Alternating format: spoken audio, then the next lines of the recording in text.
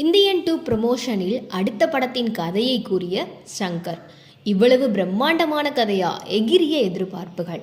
தமிழ் சினிமாவில் சில இயக்குநர்கள் இயக்கும் படங்களுக்கு மட்டும் தனி பாதையும் தனக்கென்று தனி ஸ்டைலையும் கொண்டிருப்பார்கள். அந்த வகையில் இயக்குனர் ஷங்கர் இயக்கும் படங்கள் அனைத்துமே தனித்துவமான படங்களாகவும் பிரம்மாண்டமான படங்களாகவும் இதுவரை இருந்துள்ளது.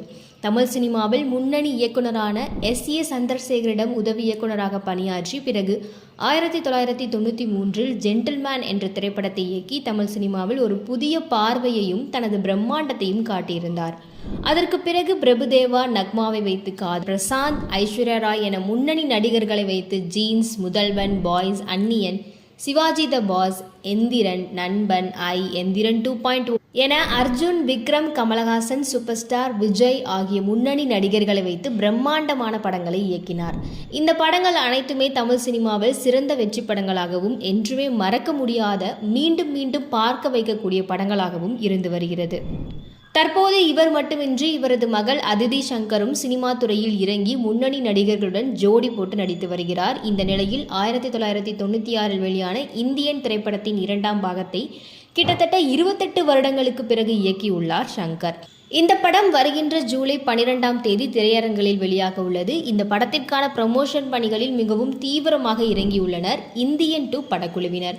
அந்த வகையில் சமீபத்தில் நடைபெற்ற ஒரு ப்ரமோஷன் நிகழ்ச்சியில் கலந்து கொண்ட இயக்குனர் ஷங்கர் இனி தனது இயக்கத்தில் வெளியாக உள்ள படத்தின் புது அப்டேட்டுகளை கூறியுள்ளார்.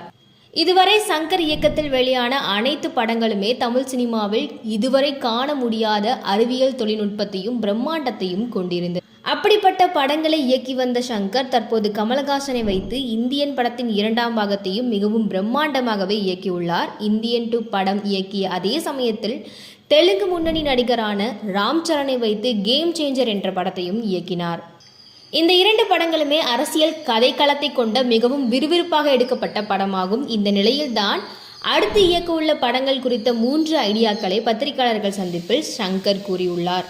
அதாவது தனது அடுத்த படங்கள் வரலாற்று கதை அம்சத்தை கொண்ட படமாகவும் ஹாலிவுட்டில் எடுக்கப்பட்ட மிகவும் பிளாக் பஸ்டரான ஜேம்ஸ் பாண்ட் பாணியிலும் சயின்ஸ் பிக்சர் கதைக்களத்தையும் கொண்ட படமாகவும் இருக்கலாம் என்று கூறியுள்ளார்.